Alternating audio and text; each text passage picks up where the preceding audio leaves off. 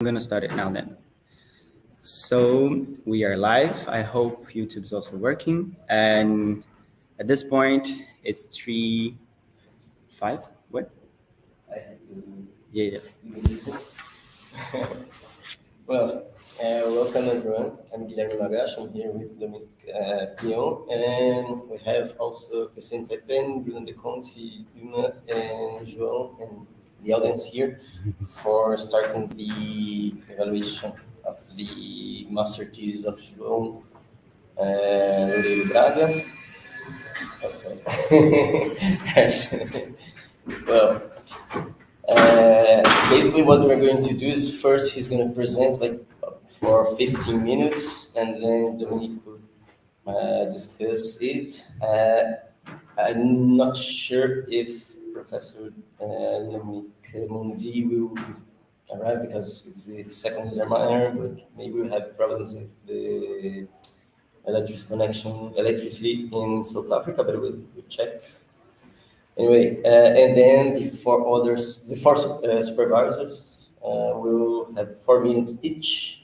And after that, João will respond to the questions, comments, and we'll deliberate. So again, thank you all for coming, for being here. And João, the floor is yours.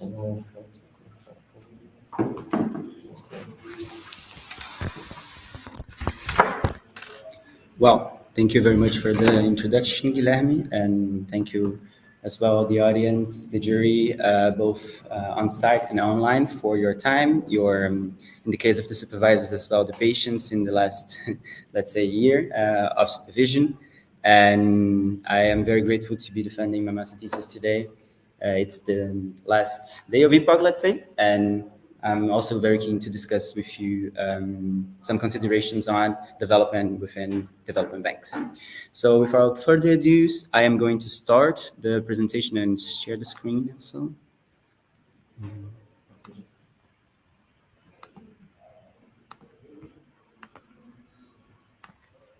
Can you just confirm that it's working? Okay. If not, then someone will stop me. Well, thank you.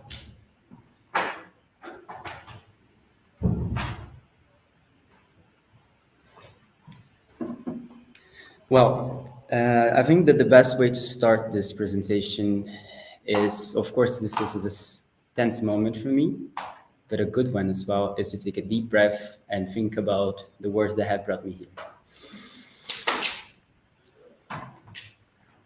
New development bank.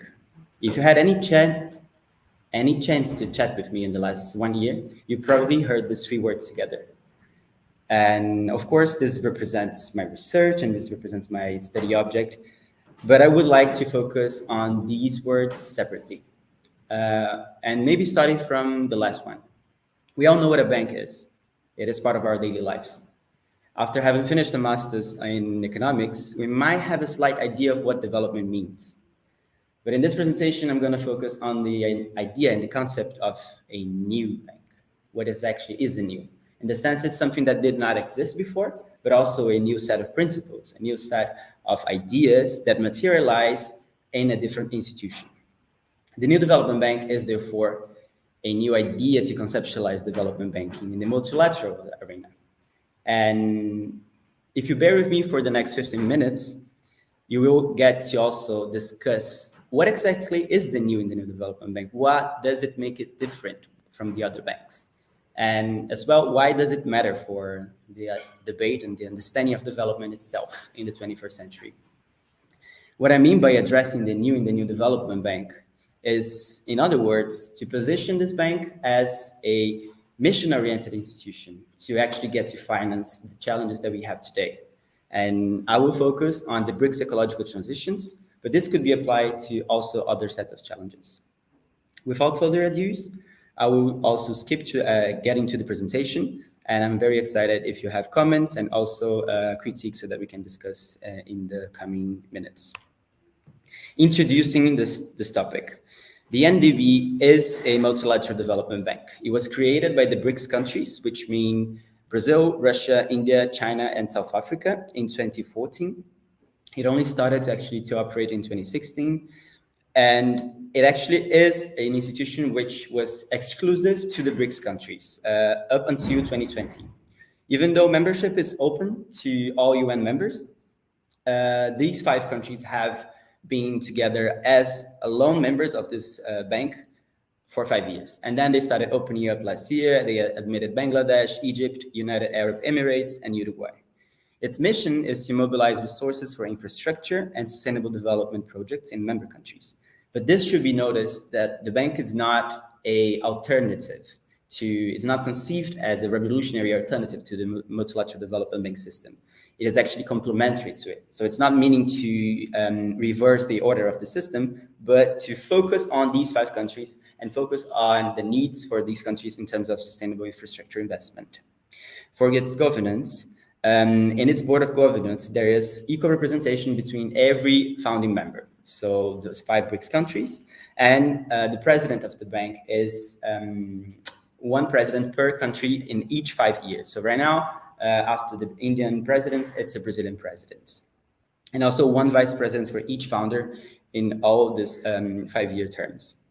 In terms of its financial capital, the initial authorized capital was 100 billion, but 50%, half of it was actually callable capital. What actually was implemented into the bank was just 50 billions in 10 billion shares by each member country, which means that all the founders have the same voting power, they have the same financial power in the bank. And that's one of the main arguments why the bank is different, because it does not have one main donor. It does not have one main, let's say in the case of the World Bank, United States. There are 5 of them. The argument that will structure this presentation is that the NDB has not received the attention it deserves in the development community. And therefore, it actually is needed to rethink what is the new in the new development bank, but also how to put this into practice. And to answer this question, the literature and the bank itself in its discourses emphasize 3 different claims of originality. The first one is the one that I have just talked about, the principle of member equality. Since every member and every country has the main contribution and the same contribution in governance, then there are no imbalances. There should not be any imbalances in the governing of the bank. The second one would be the focus on sustainable infrastructure investment. It does not aim to focus on education or sanitation up to the extent that it's not focusing on anything which is not sustainable infrastructure investment. This is not necessarily the case, as we will see in the analysis, but in the founding articles, this was the case. The third one was the goal to capitalize via green bonds and local currencies. So using currencies, for instance, as the Brazilian real, the Russian rubles, and there it goes. However, there are important limitations on the NDB's newness and how the bank actually gets to implement its originality. And the research question, which kind of has guided me, the small one at least, is to understand to what extent does the bank, these operations of the first 5 years, verify these claims of originality? And also, does the bank really materialize? That's the big question. Does it really materialize new development strategies for the Global South, for the BRICS countries? And for internal and external reasons, it should be noticed that the bank has had a slow start in the first 5 years. I will actually mention why, but just to clarify on to understand what is the new in the new development bank, this thesis actually aims to analyze BRICS development cooperation from an institutional perspective, focus on specific one institution, the bank, to actually get to position it as a mission-oriented institution to finance the BRICS transitions. This thesis has actually also been structured in a kind of 3-fold way beyond the introduction and the conclusions. So will be this presentation. I will focus mainly on the analytical part. I will not touch upon very much into the theoretical part on the mission-oriented roles of development banks, which constitute chapter 1 in sake of time. But I will focus on the BRICS project and the idea and the frameworks on how to position the bank as a mission-oriented institution for the BRICS transitions. So going specifically on a very superficial note and a theoretical level, the reason why development banks are different is that they have a different mandate. They would be set to accomplish different goals. They have different instruments, but also different governance mechanisms to accomplish them. And the idea of a mission-oriented approach is the fact that there are specific societal challenges which should be tackled. And those challenges, they are related to the idea of public value. So in a sense, development banks have a transformative approach when it comes to sustainable development as well, because they have a different mandate. We can leave more comments on this for the discussion, but I will jump to the BRICS project. When we conceptualize BRICS cooperation as South-South cooperation for sustainable development, the NDB is the BRICS most successful case of development cooperation. And focusing on sustainable infrastructure investment, that's the main reason why the bank was created, because of a lack of investment that we will see in the coming slides. The NDB, which is the BRICS Bank, but also the CRA, which is the BRICS Contingent Reserve Arrangement, are the two BRICS institutions. But it's actually important to understand these institutions as part of a project of a institutional coalition for development cooperation between 5 of the world's major emerging economies. It is somehow an unfinished project because these 5 countries have not necessarily have a glue that sticks them together, but they do apply some legitimacy. They give these 5 countries more legitimacy when negotiating in the table with countries in the global north, or also with countries in the south. So in a sense, these 5 countries have come together, applying the principles of mutual benefit, solidarity, and non-conditionality to create these 2 institutions. I will not focus on the CRA. I do have some words on it in the thesis, but since the NDB is the most concrete story of BRICS cooperation, this is the institution which I'll be focusing on. The idea that the NDB's mandate was supposed to be created is the idea that there is an existing gap of infrastructure investment in emerging countries. This gap means that it's not enough, the amount of existing investment right now, to focus and to finance the SDGs, the Sustainable Development Goals. And this would be estimated at around $1 trillion yearly for emerging countries only. And this gap is focused on mainly energy, transport, and sanitation, so SDGs 6, 7, and 9.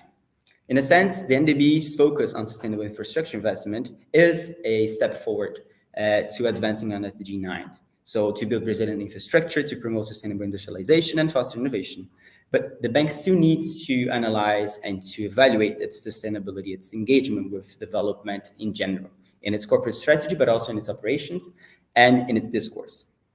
And coming back to the slow start that the bank had, this could be divided into internal and external reasons. The internal side is the fact that the BRICS countries are extremely different. The heterogeneity between these 5 countries is enormous. There's not such a thing which glues them together. So in a sense, the interest in terms of political economy, development priorities are very different. And the interest in investing in the bank, therefore, also varies.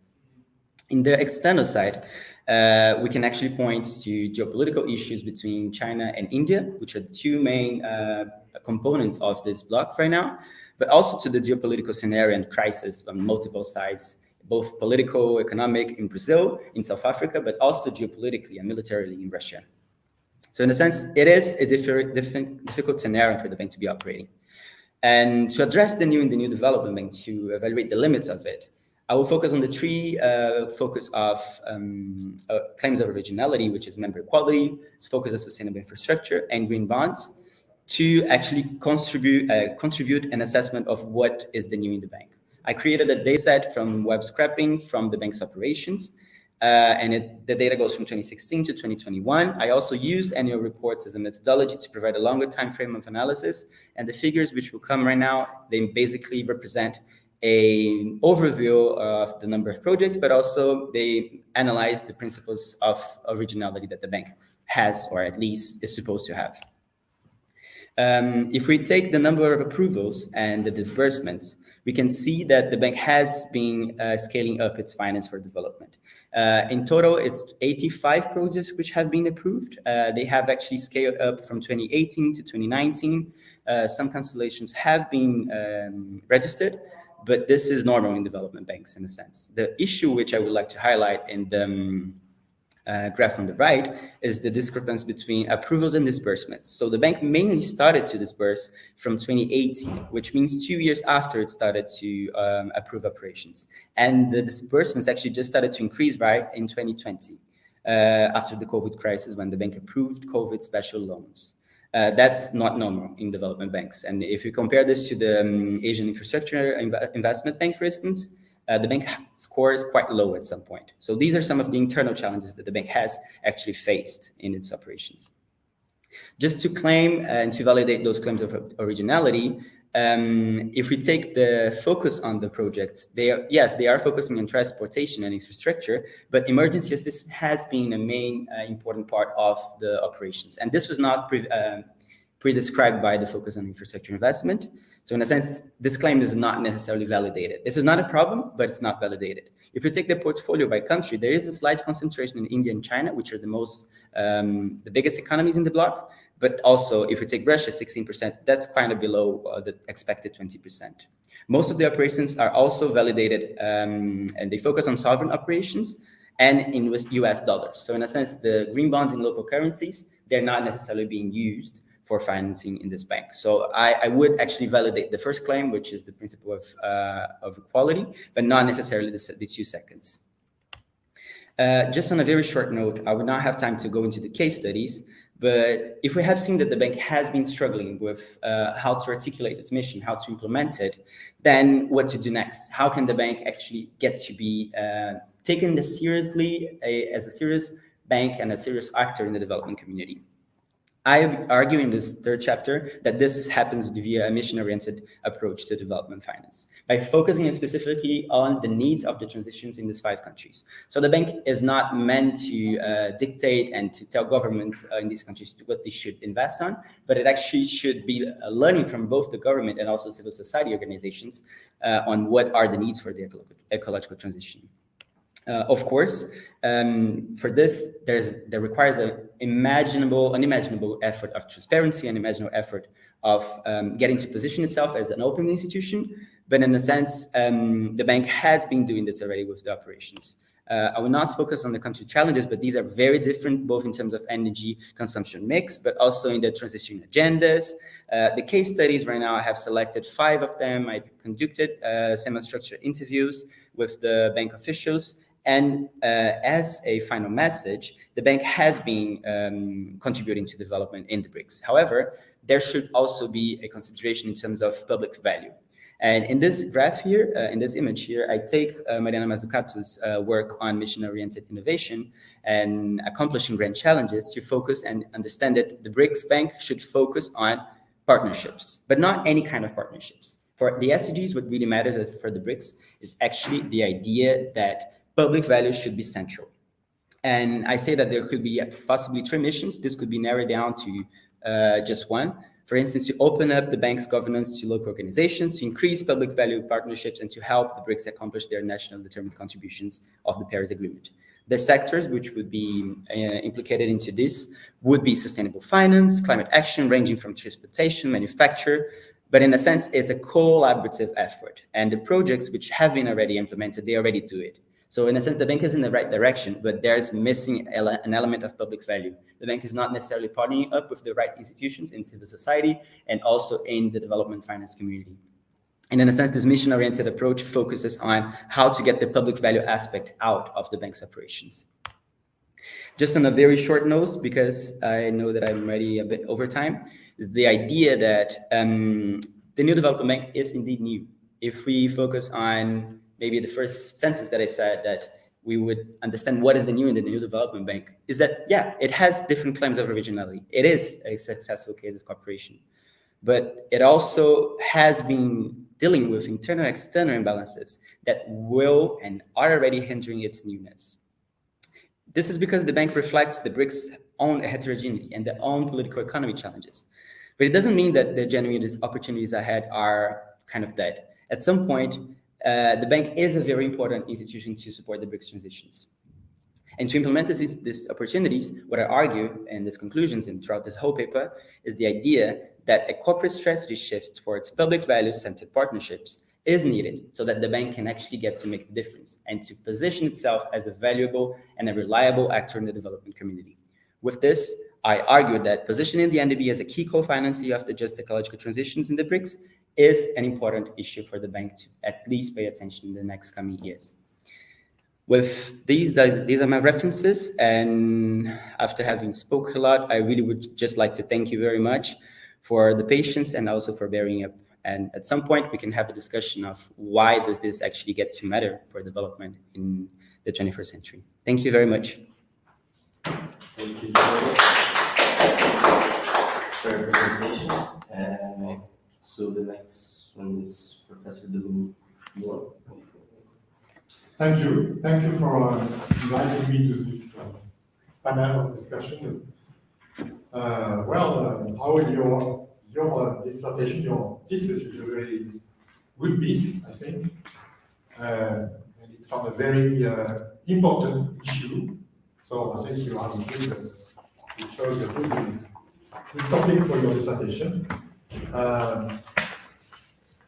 What is interesting about your work is that it's filling a gap in existing literature. We have a huge literature on development banks, on public development banks, but not so much on this new development bank. So it's a very useful work. Your thesis is very pleasant to read, easy to read. It's well structured, so it's very, very interesting work. Now, if I go on to the different chapters, so chapter 1, so I will start by commenting the content of your dissertation, and then I will raise a few questions. So I think what is interesting about chapter 1 is that you present the theoretical framework, which is, I would say, work by Mazzucato, for instance, on mission-oriented banks, which is the most used now theoretical framework, which is a very useful one. And what is also interesting is that in the following chapters, 1, 2, and 3, also you provide some interesting and useful empirical work. You have data. I suppose you spend a lot of time constructing your data set, and it's you draw. You have charts and tables which are very clear. So that's interesting also. I think one of your main goals is to show that the NDB is supposed to be a very original actor in the field of financing development and the transition. So you succeed partly to prove that, and maybe you focus on its role in financing and infrastructure investment, which is of course extremely important. And I like also very much your chapter 3 with the 5 case studies showing how the 5 major countries in the BRICS use the funding, the financing of the NDB for their own projects. So this is interesting. You have interesting tables and charts. One of the charts you presented with a mission-oriented, at the end of the presentation, dynamic and logic of the NDB is a very, very, very useful one to give a synthesis of your analysis. Now, I have a few questions now. One, first to start with respect to the governance of the NDB.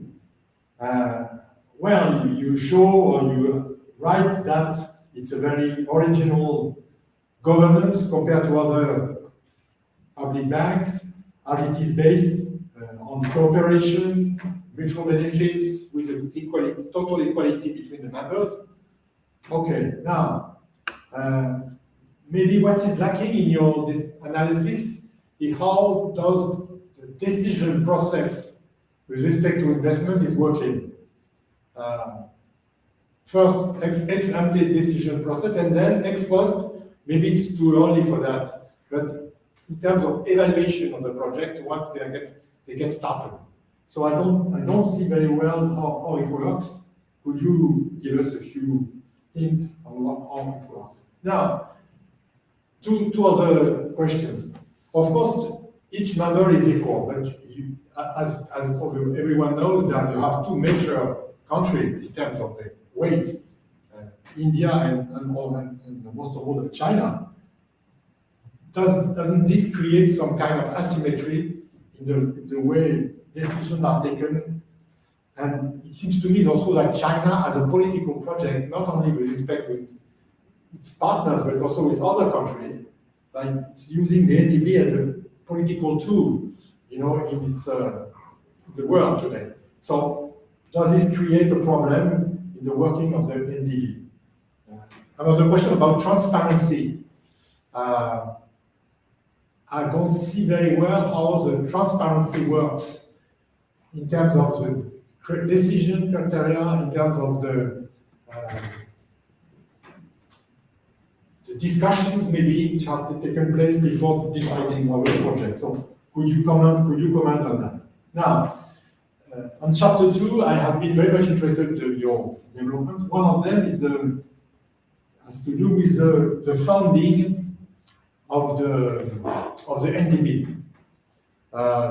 Could you be more specific about the funding? You say it's a multilateral borrowed lent bank. The word borrowing is very extremely important. So where does the borrowing comes from? Or is it you're just talking about the borrowing of each country? But then there is a problem because at the same time the country is the borrower and the funder. How does this work? I mean, there is here a political problem here. So how is the system working so that you don't have too much conflicts of interest, for instance, and that kind of problems. I don't want to be too long. I would like to have a more explicit explanation from you at the end of your presentation and at the conclusion. So you insist on the fact that in the future, NDB should be centered more and more on public value development partnerships. Could you comment on this notion and explain this notion of public value development partnership? Do you oppose that to market value or to that type of analysis or criteria? I would like to know. And last, you mentioned that although I found your presentation a little bit optimistic, but that's the point, my point. But you mentioned that there are some major limits about the NDB. It should be tackled. And one of them is that this bank is maybe a one goal bank focused only on infrastructure investment, which we can understand because it started a few years ago. It did not have too many goals. But then my question is that in the future, should this bank have broader and what kind of goal, broader array of goals, and what should be these goals? Should they be more diversified? Should they be geared to what, for instance, what we may call immaterial investment, like education, for instance, research? What do you think? Okay, so I'm finishing here, but I would like to say again that it's a very, very interesting one. Mm-hmm. Thank you for your comments. Should we check if Michele is in? Yeah. Actually, he sent us a message. I don't know if you saw in the email. He's not succeeding in entering the StreamYard.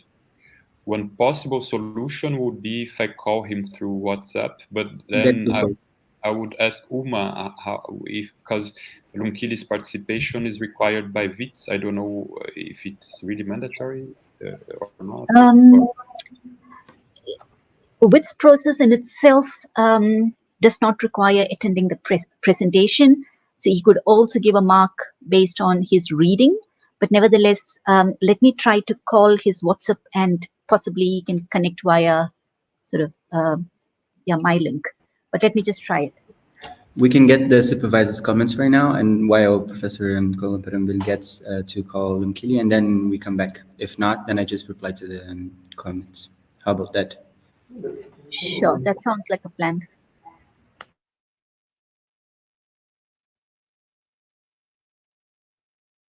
So the first one is Bruno. If you want to, I'm just following the order here, but if someone wants to go first. Okay. So thank you very much, Guilherme, for being the president of this session and also for co-supervising this work. Thanks, Christine and Uma, also for this co-supervising.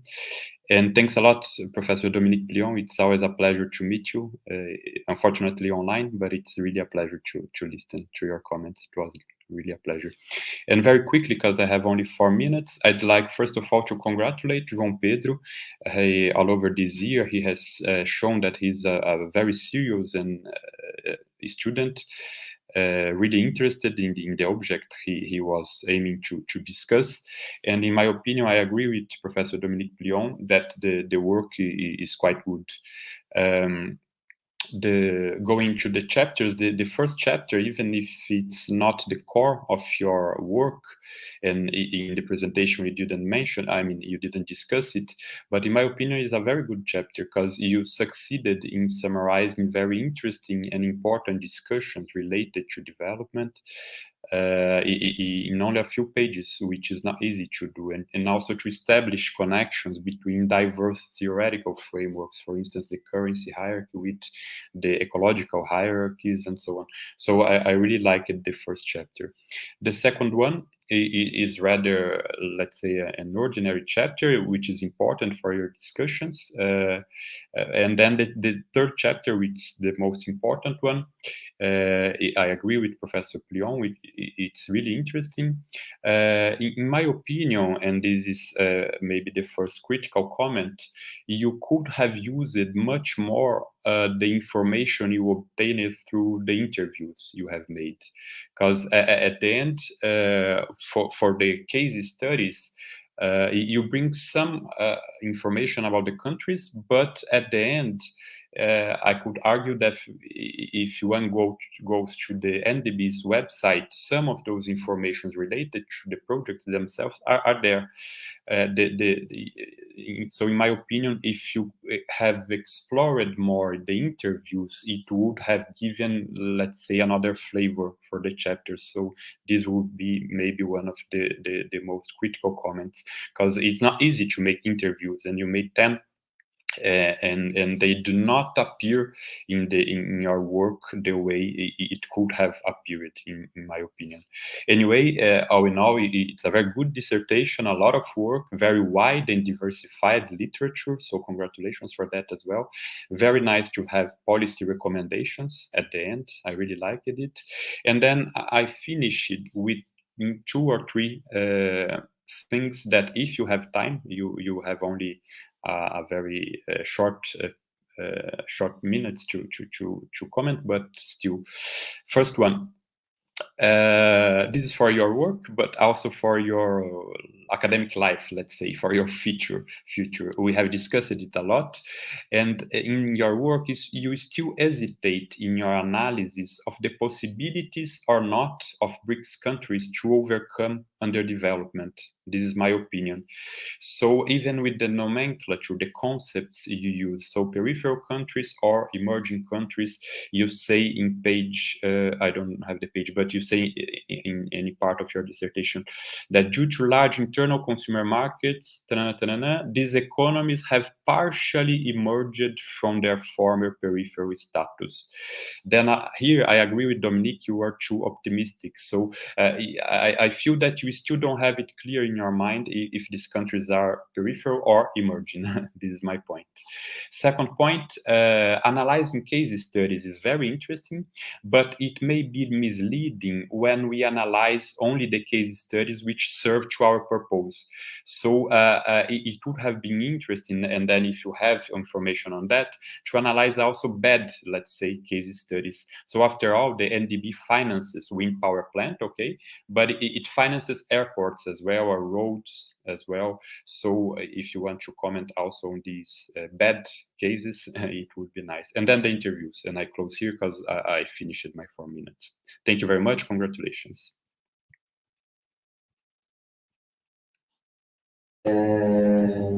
Let's move to Christina.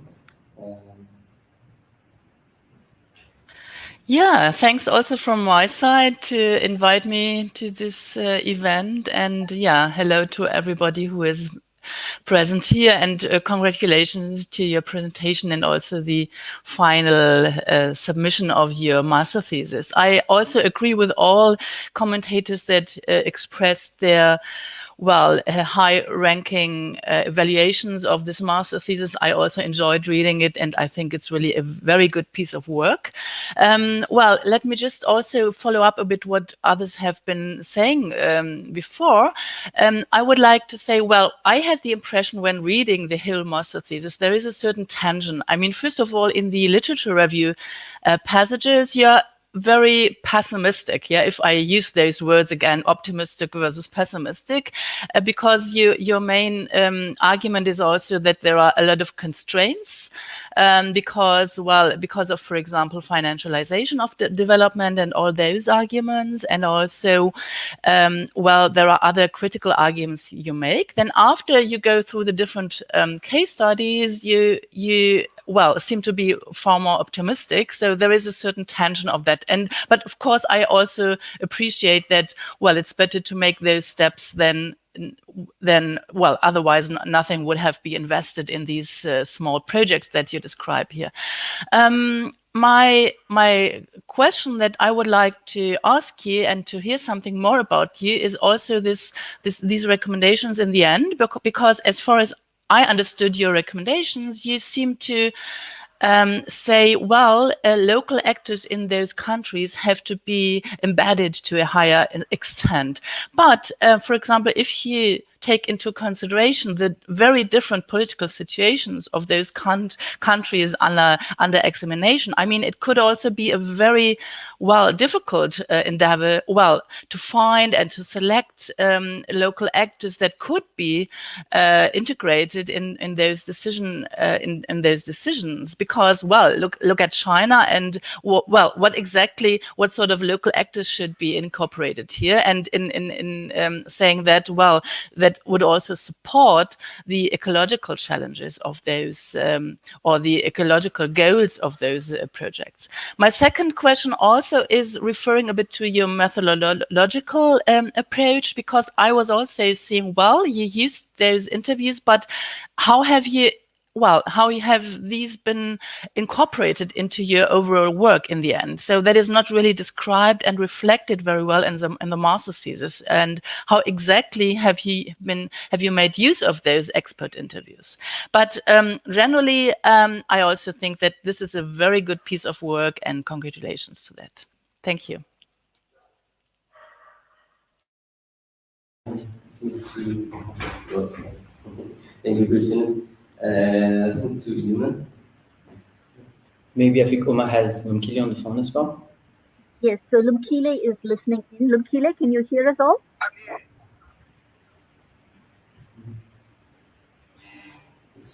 Can the others hear Lumkile? No, I can obviously hear very well. No. Oh, you're not hearing. Lumkile, can you speak up, please? No, maybe put closer to the mic, or in. I'm sorry. I don't think the rest of the panel is able to hear Lumkile. He is shouting on top of his voice, and we are on the speakerphone. So I'm not sure what else I will be able to do. But nevertheless, let me just quickly give my comments, and then we can try when Lumkile can come in. So first of all, João, I totally enjoyed reading the thesis. It's fabulously written, especially sort of the development framework, the theories that you have framed the basic thesis around. I think that is applaudable. Really, my comments are not very different from those already pointed out by the earlier speakers. But basically, what I wanted to hear was your thoughts on what I perceive as the inherent conflict embedded between what you're focused on as the first principle, the principle of equal voting, and the relevance of the new bank in itself. When I say relevance, I don't think it would be appropriate currently to call it a multilateral bank, given that the membership is limited.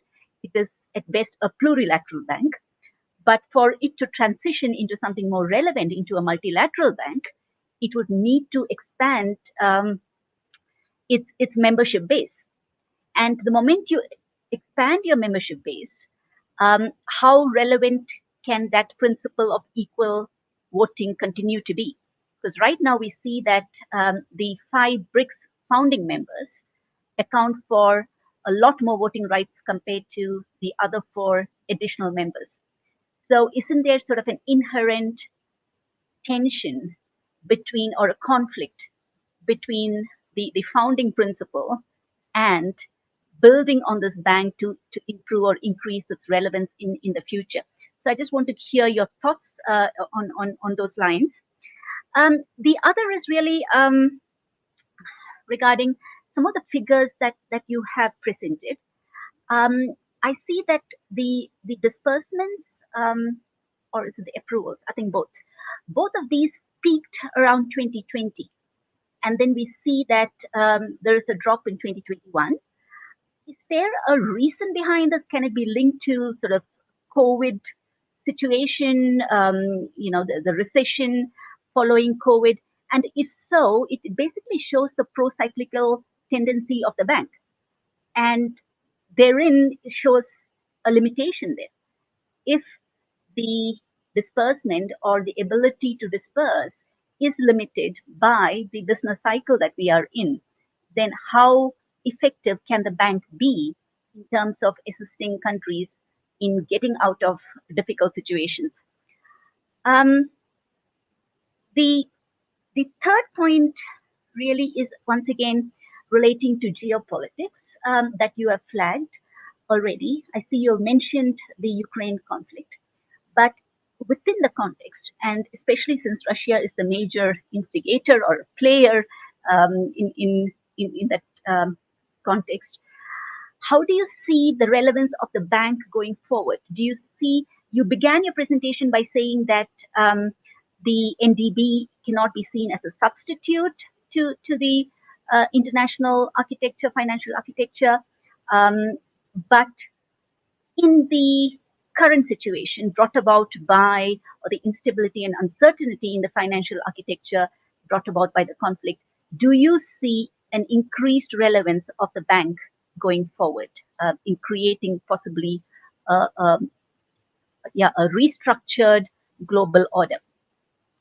And lastly, really, once again, I wanted to flag, you mentioned those interviews, but it's not visible, right? The outcome or the results of these interviews are not exploited completely in the thesis itself.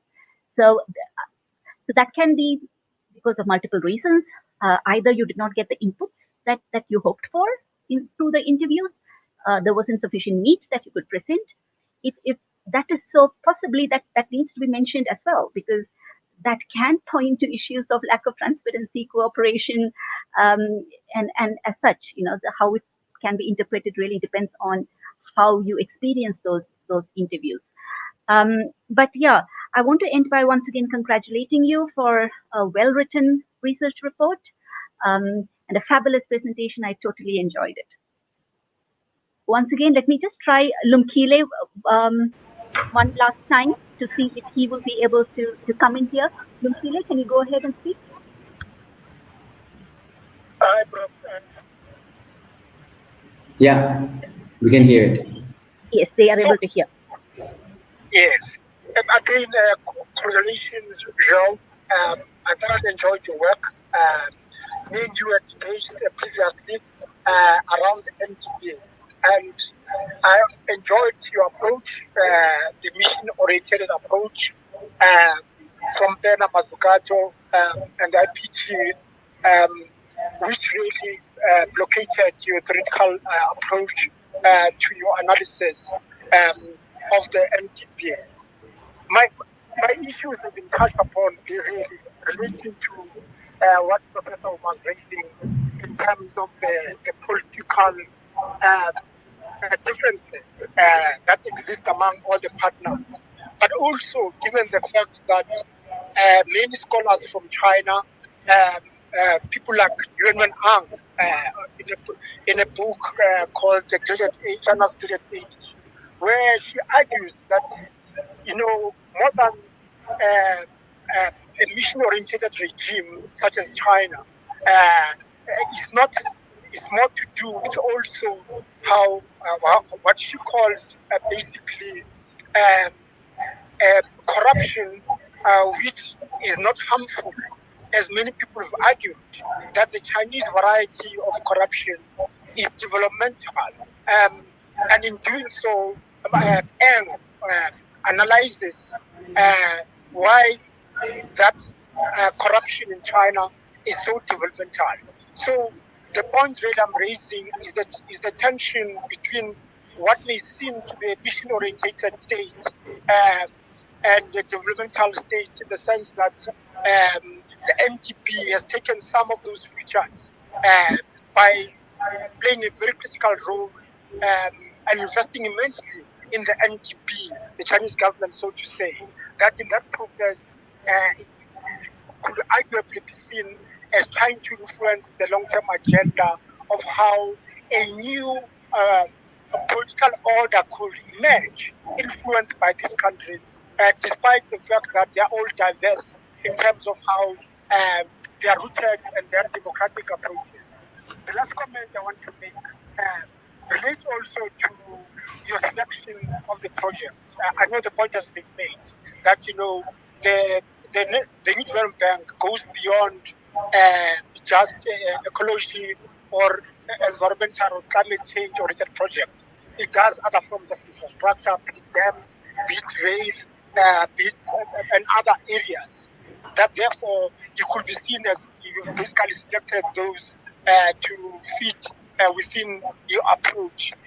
However, I may say that given that criticism, the point I think which is being made very strongly in the thesis is about ecology. So I understood why you chose those rather than articulating the others areas where the bank is. But overall, I'm very happy, João, with the work that you've done. Unfortunately, I missed the presentation because of my telecoms problems, but excellent work and congratulations again. Thank you so much. Thank you very much, Lumkili. Thank you very much. I'm doing to answer the question because they understood everything. More. Okay. No, because it's going to repeat. Well, so I'll finish the last one. Just a few comments on the. I was actually the last one to start co-supervising João in this project. He arrived at FD to discuss a little bit on these, and we are working with something very related to this project.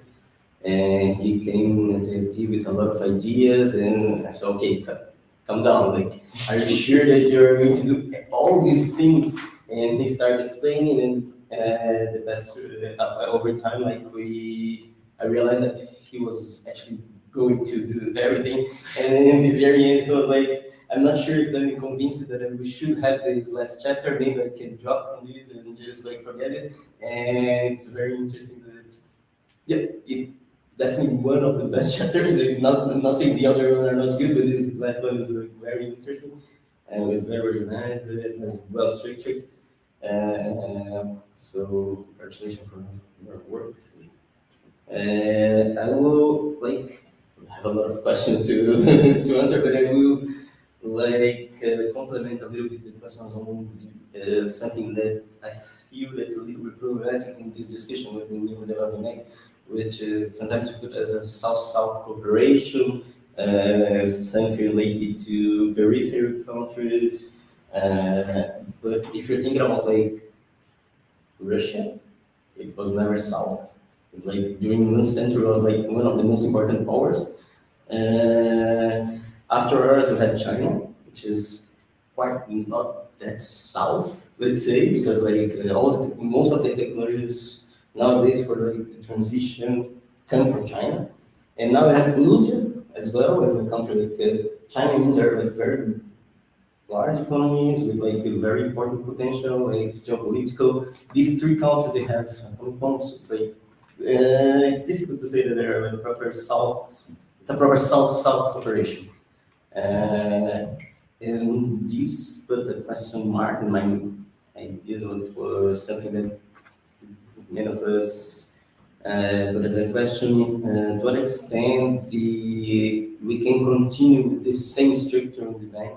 And you have like this idea of like having space for the countries to discuss with them, to have like the freedom for the investments to be mostly based on their own needs.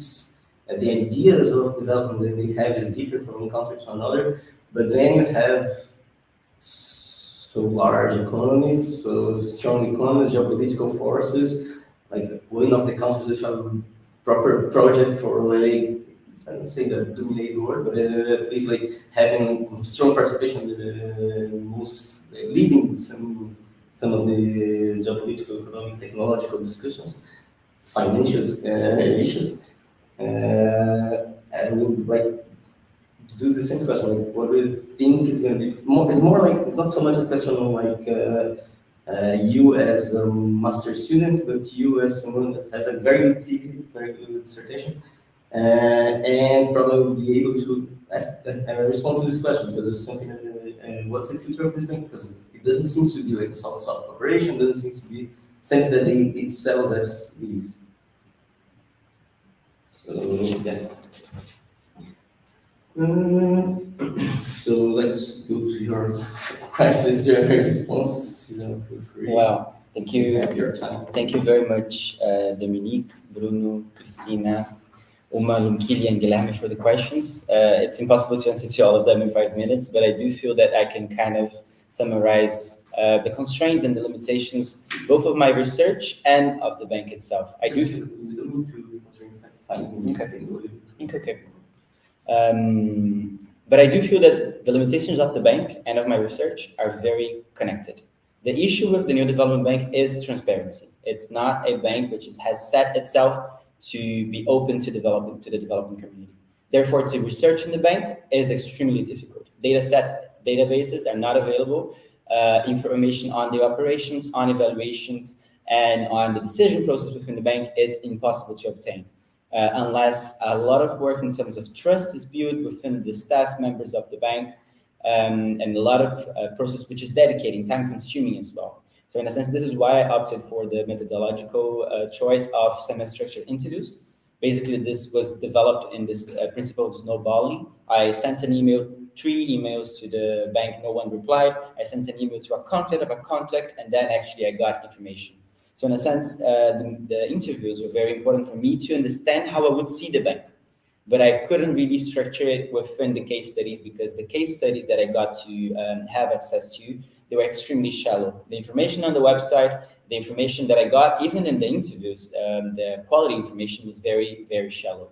So in a sense, it is a problem of the methodology, but also a problem of the study object, which is not necessarily willing to have that dialogue with the civil society. It's not necessarily willing to be open to evaluate its methods, evaluate its projects. And that brings me to the first kind of like trying to answer the methodological issue, but also maybe Dominique's first question, which would be exactly on the idea that how do we actually get to do decisions on the New Development Bank? It's not clear. Basically, the bank is supposed not to have one United States, and all countries are supposed to be equal, but then that gives you 5 United States, not 1. So every single country has the veto power in the end. And this is how the bank operated in the first 5 years. So in a sense, this is extremely slow process and extremely exhausting one. Because if India was not accepting the interest of Pakistan, for instance, in the bank, then China could not accept it. So the Belt and Road Initiative was not necessarily put into it because of a conflict between India, China, and Pakistan in the middle. So in a sense, these conflicts, they also was the case with Russia, and also replying to Uma's question on Russia and the war. For a long time, the New Development Bank was not even open for new memberships outside of the BRICS, because Russia was expecting that newcomers would actually diminish the possibility of Russia getting loans for itself. So in a sense, until 2020, the bank was not admitting new projects, newcomers, because of Russia's conservatism, but also because of the conflict between China and India. And I feel that after the conflict, after the war and the invasion of Ukraine, this is also another limitation that the bank is still yet to face. Because at some point, yes, the new development bank has stopped all of its operations to Russia right now. It's disbursing the existing ones, but it's not approving new operations. And we see that Russia is already the country with the lowest amount of approval. So this can actually get to emphasize and get Russia lagging even more than it was. So in a sense, that it is a problem. Equality and maybe exactly the point that both Uma, Christina, Lumkili, Guilherme, they have touched upon is the idea that there seems to be a tension between equality and impact. And impact in terms of finance approved, but also membership, and equality in terms of its governance. And it's not solvable in the short term because these 5 countries they don't have the same developmental strategy. They should not have. But what I argue is that the bank is actually able, if it's transparent, if it's able to implement a specific approach to development, which I call mission-oriented, we could also think about others, it could actually be important to financing the development strategies of each of the countries. We have spoken about transparency, but also in terms of funding. Of course, this is a borrower-led bank, but the borrowers are also the donors. So in a sense, there is an incoherency there. And at some point, when we get newcomers to get into the banking countries like Bangladesh, countries like Egypt and Uruguay, these banks will be the borrowers. And China and India and Brazil and Russia and South Africa will be the donors. So at some point, there is some kind of a tension there, bringing to the point that you brought, in the sense that this is South-South cooperation because, of course, it's Brazil, it's China, but does really China represent South? Does cooperation between these 5 countries and a country like Bangladesh, which has taken to be part of the NDB as a development priority because of the lack of investment, is it in equal terms? Is it solidarity? Is there non-benefit and mutual benefit on it? And I don't think so. In a sense, the bank has not approved yet any projects in the 4 newcomers, but the tendency that I see from the projects that it has approved, that it does not connect to the civil society organizations, it does not connect to the development priorities in the countries, and it's actually reinforcing a pattern of development which is top-down. And in China, this is the case. In India, this is the case. Also, we can say about the 3 other countries. And it's actually proposing its different development strategies for countries, which are not necessarily, in my understanding, sustainable. So in a sense, it is an issue. I don't think that this is South-South. I think it's a different kind of cooperation, which can get captured very much into the green finance and the greenwashing discourse, but this does not necessarily lead to development. That brings me also to the point of Bruno. Of course, this is a natural dilemma between development and underdevelopment. Is it possible for the BRICS countries to develop? And if you take China, you would say yes. If you take Brazil and South Africa, you'd say it's difficult. But at some point, the answer is it depends on institutions. And that's why I chose to analyze an institution, because I do feel that the NDB materializes a lot of the challenges that, first, what exactly does development mean? The bank does not define development. The sustainable part of it, at some point, it's kind of defined by the Sustainable Development Goals, but it's not fully on it. So my take on it, yes, some chapters are incoherent. They fight with each other. So chapter 2 says that these countries cannot get to develop because they have specific structures and specific structure issues that will not allow them to develop in the long term. And the NDB is still focusing on the multilateral development bank business model, which depends on credit rating agencies, depends on green bonds, and it's not breaking away from it. But also chapter 3 says that the case studies are actually already doing what it needs, and the bank has an important and motivational approach to finance, but there's something lacking. I feel that the chapter 3 is very optimistic, but it argues that the public value element is not there yet. And at some point, I will get to the public value point for your question as well. But I do feel that the bank has a lot of space to grow. It's a mission it's an institution that can rise up to the challenge that it was set up to in the foundings. There was a lot of expectations into this bank, but this has not been the case. External and internal reasons that can be tackled. And how to tackle that, the public value instrument. Basically, what matters is who you partner up with. The BRICS Bank has chosen to focus on the SDG 9, on infrastructure. And for me, that was a mistake because Of course, exposed is easy to say. We didn't see the pandemic. We didn't see a lot of the structural issues which were coming. So then the bank had to invest in health, had to invest in education. But in a sense, one bank cannot do it all. And the bank has focused on this first 5 years to kind of get its operations together, get a headquarters, get new members, and it's doing it. But right now, what it should actually do is to consolidate as a development actor within the development community. And how do you do it? In my opinion, is focusing not on SDG 9, and I would even say not focusing in any SDG in particular, but focusing on building partnerships. And SDG 17, which is on partnerships for development, is actually arguing that different institutions can and have to work together so that they can deliver sustainable development. And the NDB will not have the financing to invest in its own. It will not have the financing to do the BRICS transition on its own. But it can partner up with civil society organization and also with the governance themselves. And how to get the public value aspect of it. It's the idea that those missions are decided in a collectively participatory way, but they are implemented via small projects. And you get the institutions to work with the people as well. So at some point, the public value comes from this feedback loop, which it is, of course, the top-down bank, but also the bottom-up part of the mission project. You get, for instance, citizen-driven innovation, and at some point, this will vary from every single country. I think Christina had a comment as well on this. How do you actually get to involve citizens in China and in Brazil? It's completely different. But the bank should be open for this, at least, so that communicating in public fora, in institutional and academic dialogues, but also in its internal governance, there should be a place in which citizens can actually get to talk to the bank and say, like, we need this, we have this mission, we want to organize this project, can you help us? And this is not yet the case. The bank is way more worried to get the fundings from business councils, in a sense. So it is an issue at some point. Going to the supervisors, I hope I have reacted to all of your comments. I think so, but if not, you can just let me know. To Bruno's comments, the interviews, of course, they were not necessarily implemented, but also because of the transparency issue in the NDB. And I do feel I can do a better work, but I also need them to be reactive. I also need them to accept, be open when a project has not been implemented, just say it out true. And what I have is that I had a lot of issues to focus on a bad case study, because it's not available which case studies are bad or not. So then I chose one project in India, which didn't even happen. And for me was, okay, I have to drop this case study, but in the end, it was actually good to have a project which did not even happen. It is normal in development banks, but this information was not on the website. So it's important to at least have this transparency. Focusing on Christina's comments, the local actors, I think I have addressed, but also the methodology at some point.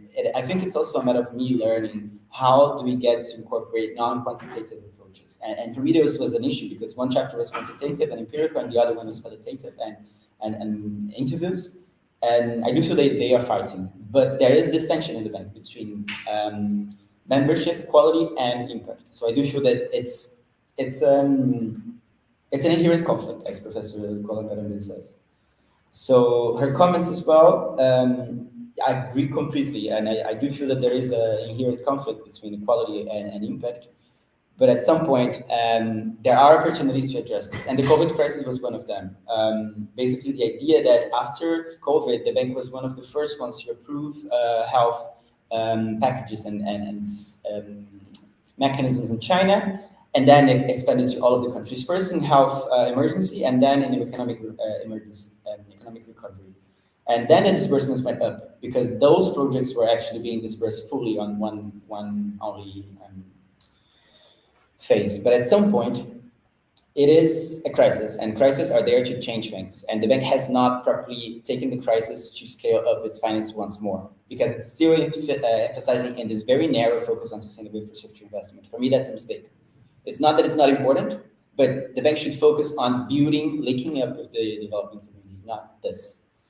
To finish up with Guilherme's, maybe also Lunkili's comments, indeed, the bank has been caught up between different development paradigms. If you have the Chinese understanding on how does the state machinery work and how does corruption is understood, if you compare that with South Africa, there's a completely different understanding and a different variety of capitalism, let's say that. And at some point, this is a challenge that the bank is not really knowing how to do, because these 5 countries have different development models.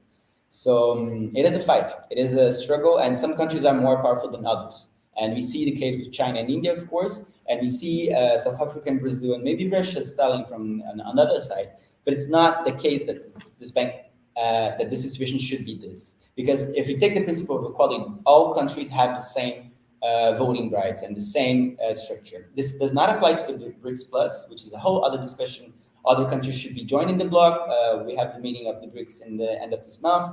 Probably China will invite Argentina and other countries to join the BRICS Plus community. This does not have anything to do specifically with the bank, but it could impact it, and also impact the kind of South-South cooperation that we see. It's not, as I see, it's not South-South. It is somehow in between, captured by the discourse of South-South, but it could lead to possibilities of countries being overexploited again. We have not seen this because no project has been approved in these other countries. But as we see from the problems in the country on the operations that have been occurred, mainly the India case study that I have, operations that did not exist, the money is not sure where the money actually went, then it could be a problem for development.